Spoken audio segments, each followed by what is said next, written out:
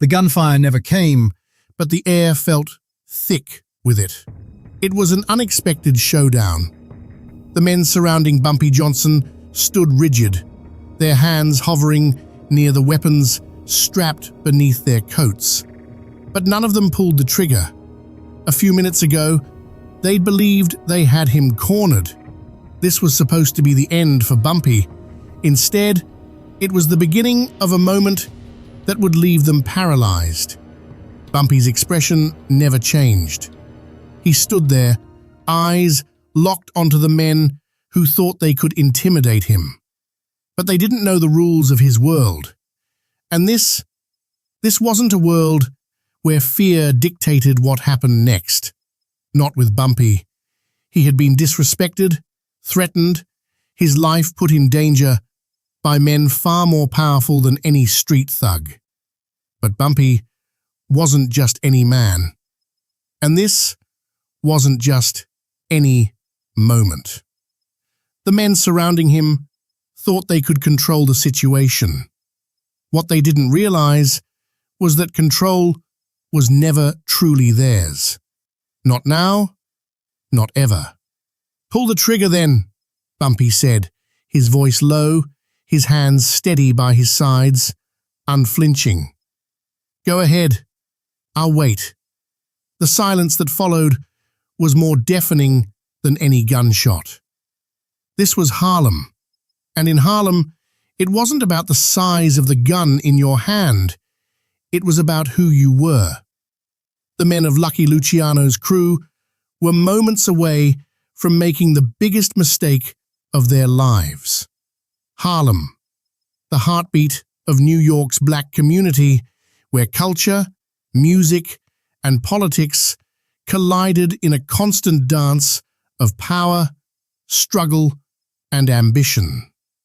It was here, in the shadows of the Harlem Renaissance, that Bumpy Johnson carved his place in history. In a city where the Italian mafia had long held sway, Bumpy had built an empire, not with brute force, but with a steady hand and a keen mind. He had the ear of the people, the respect of the streets, and the trust of those who needed something fixed. But respect, in Harlem, was hard-earned and easy to lose. And Bumpy knew that better than anyone. By the early 1940s, Bumpy had become a force in his own right. He wasn't just another gangster trying to move in on someone else's territory. He commanded respect because he had earned it. His operations ranged from bootlegging to numbers rackets, from gambling to protection. But it wasn't just the wealth that made him powerful. It was the understanding of power itself. Harlem was his domain, and those who didn't recognize that quickly found out that disrespecting Bumpy Johnson had consequences.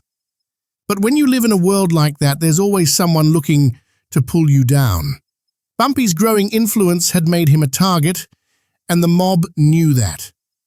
Lucky Luciano, the Italian mob boss who ran much of New York's criminal empire, had no love for Bumpy's rise. Luciano had built his empire on blood and deals with corrupt politicians, and Bumpy's influence in Harlem represented a threat to the balance they had worked so hard to maintain.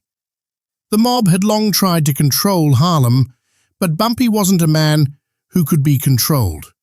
He wasn't intimidated by Luciano's men, not even the ones who made their money off the same streets Bumpy walked every day.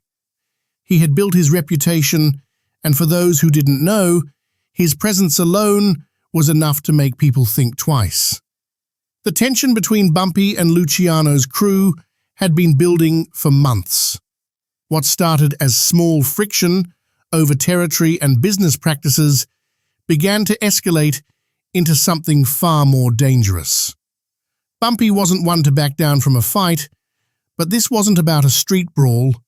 This was about something deeper, about control, respect, and who really held the power in Harlem. It all came to a head One cold afternoon, when Bumpy received word that a group of men from Luciano's crew were waiting for him at a local bar. Bumpy wasn't one to be intimidated, but he knew that this wasn't a meeting to talk business. This was something else. A trap. They thought they could corner him, that they could use force to get what they wanted. But Bumpy had learned long ago that fear was the real weapon in these situations, and that the best way to wield it was to make sure your enemies knew that they weren't in control. He walked into the bar, his eyes scanning the room. The men were already seated at a table, their guns carefully concealed beneath their coats. Bumpy knew what was coming, but he wasn't afraid. He'd faced far worse than this. The tension was palpable, thick like smoke in the room. The men were waiting for him to flinch, to show any sign of weakness. But Bumpy didn't give them that satisfaction. He sat down across from them without hesitation, his eyes locking with the leader of the group, a cold, calculating man named Tony. "You've been waiting for me?" Bumpy said, his voice calm, betraying none of the unease he should have felt.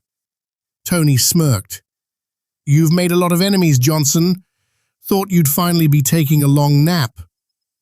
Bumpy's eyes narrowed, but there was no anger there, just a quiet confidence, as if he knew something they didn't, something that they were about to find out the hard way. "Is that so?" Bumpy replied. "I've made enemies before, but it's never stopped me." Tony leaned forward, his fingers curling around the edge of the table, eyes hardening. "This time, it'll be different. We've got the power, Johnson. You think you're untouchable? Let's see how long that lasts." Bumpy didn't flinch. His posture remained straight, his gaze unwavering. And in that moment, it was clear that it wasn't just about guns or muscle. It was about the battle for respect. And Bumpy wasn't going to back down. The room was silent, save for the low hum of the jukebox in the corner, the clink of glasses, and the shuffle of feet. Tony's men were stationed strategically, watching Bumpy like hawks. But none of them moved. They waited. They all waited for Tony's signal, the moment to make their move. They thought they had the upper hand, thought they had him cornered. They couldn't have been more wrong. Bumpy leaned back in his chair, one hand resting on the table, while the other casually ran along the edge of his glass. His calm demeanor was the opposite of the men who surrounded him. His reputation had already done most of the work in this room. They all knew who he was. But what they didn't understand was that Bumpy Johnson didn't just command respect from his own people. He earned it from everyone, even those who wanted to take him down. Tony, the leader of the crew, broke the silence, his voice thick with a sense of superiority. "You think you can walk into this room, in front of all of us, and just act like it's nothing? Like we ain't got you outnumbered?" Bumpy's lips twitched slightly, a faint smile playing on his face, but there was no humor in his eyes. He knew what this was. He knew what they were hoping for. They wanted to intimidate him, make him crack, show some hint of fear, anything to give them an edge. But Bumpy didn't crack. He had learned long ago that fear was a tool, but it was only a tool that worked on the weak. "I didn't come in here looking for trouble," Bumpy said softly, his voice steady. "But you got it wrong if you think I'm afraid of you, Tony, or any of your men." Tony's face flushed with anger, and the veins in his neck bulged. "You think we're going to let you run this town like it's some goddamn playground, Bumpy? You think you can keep pushing, keep disrespecting us without any consequences? The tension in the room became almost unbearable. The guns under their coats, the nervous glances, the tight grips on the edges of tables. Bumpy knew they were all waiting for him to flinch, for him to break the tension. And then, with a suddenness that seemed to freeze time, one of Tony's men shifted in his seat, his hand inching toward the gun concealed beneath his jacket. A few others followed suit. It was a move they had rehearsed in their minds 1,000 times. If Bumpy didn't get the message, they'd make sure he did. But just as quickly as the shift had happened, Bumpy's eyes flicked to the man who had moved. His gaze was icy, unblinking, and for a moment it was as if the air itself thickened. The man hesitated. The tension in the room held, then snapped. "You got a lot of guns pointed at me," Bumpy said, his voice cutting through the silence like a blade. "But none of them are going to do you any good if you don't have the guts to use them." The man's hand, still hovering over the grip of his weapon, twitched. Bumpy's words seemed to have hit him like a slap, knocking the wind out of his arrogance. The crew, all watching this, felt the shift. It wasn't just the words, it was the confidence in Bumpy's eyes, in his stance, that made them all pause. It was a challenge that demanded respect, a challenge that said, if you were going to pull that trigger, you'd better be ready to deal with the consequences. Tony, realizing the standoff wasn't going the way he had planned, leaned back, a look of confusion and frustration flickering across his face. He was trying to maintain control, but it was slipping through his fingers. Bumpy had already won the mental battle, and now it was just a matter of seeing who would blink first. "Put your guns away, boys," Bumpy said, with a calmness that sent a ripple through the room. "You want to fight me? You don't do it like this. You earn it, or you don't. And right now, you ain't earned anything. You're all just a bunch of scared boys trying to play grown man's games." The words hit harder than any bullet could. Tony's men, once poised for violence, found themselves stuck in an uncomfortable limbo. They were torn between what they had been told, what Luciano's crew had promised, and the raw truth that Bumpy Johnson wasn't someone they could push around. For a moment, the room remained still. 1,000 thoughts raced through the men's minds, all fighting for dominance, all facing the same question. Do we really want to end it like this? The tension crackled in the air, thick and suffocating, until Tony made the only decision he could. He waved his hand, signaling to his men to lower their guns. But even in the silence that followed, Bumpy didn't move. He kept his eyes on Tony, eyes that saw through the man, eyes that knew exactly who he was dealing with. The crew stood still for a moment longer, weapons still partially raised, before slowly lowering them.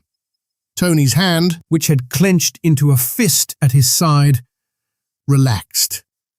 The atmosphere shifted, almost imperceptibly, but enough for Bumpy to feel the change. "You made the right call," Bumpy said quietly, his voice still calm. His gaze never left Tony's. "Don't make me remind you again who runs this town." Tony's face reddened, his pride bruised, but the realization that he had no choice but to yield to Bumpy's power was undeniable. He had to swallow his pride, something that wouldn't be easy for a man like Tony, a man used to dominating, to controlling. The room was still. Tony looked at his men, each of them now avoiding eye contact with Bumpy, and realized the cold truth. They had been defeated without a single shot fired. Bumpy had turned the tide without lifting a finger. As the tension eased, Bumpy stood slowly, his every movement measured. He looked down at the men in front of him.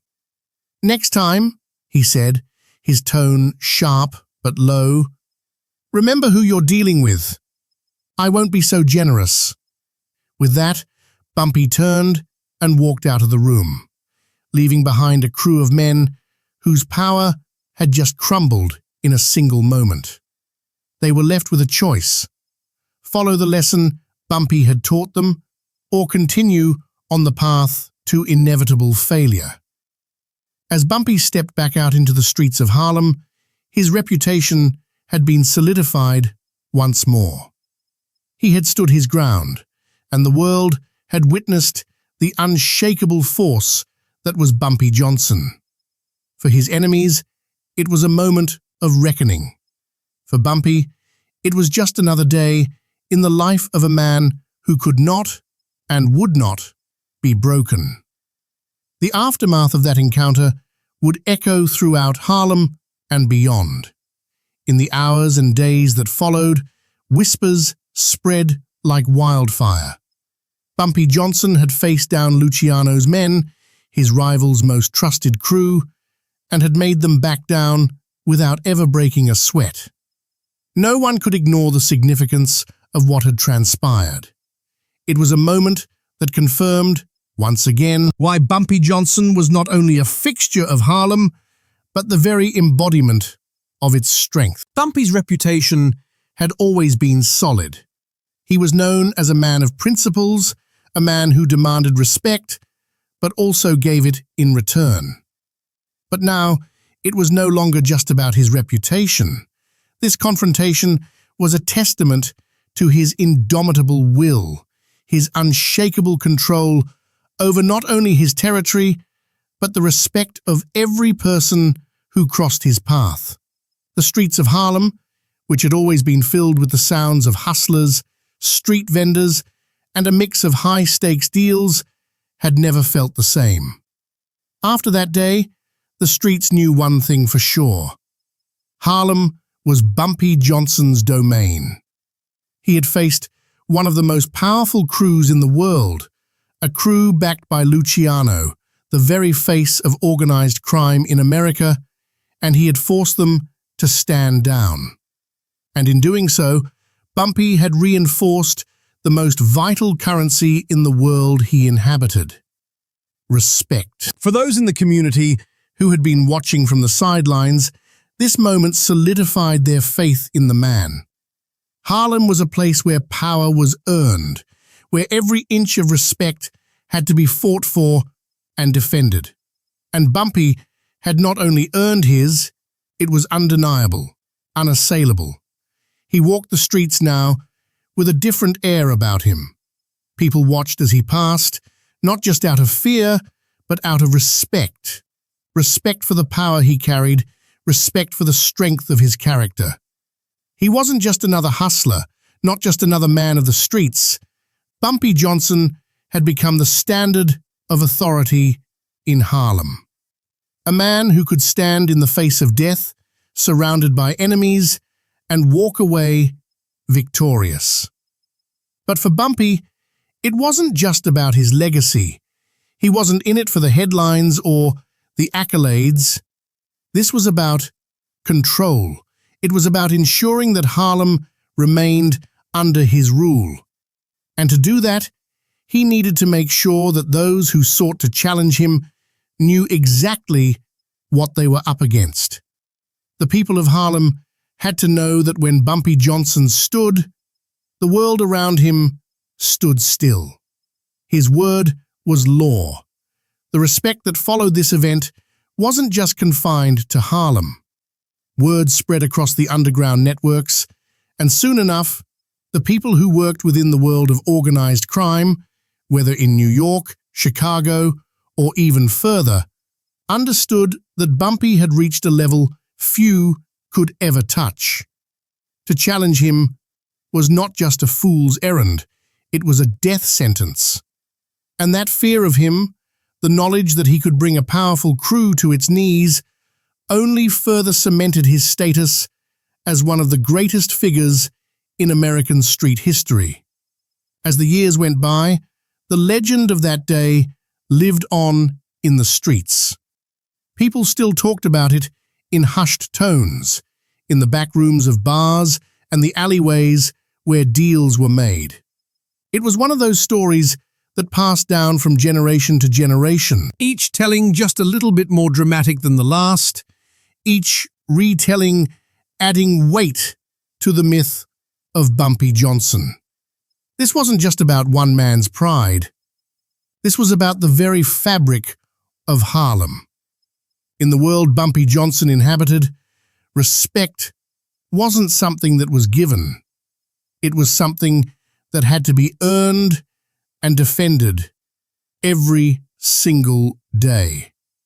And when Bumpy faced down Luciano's crew, he not only proved that he was a force to be reckoned with, but he also showed the world that in his domain there was no one more powerful.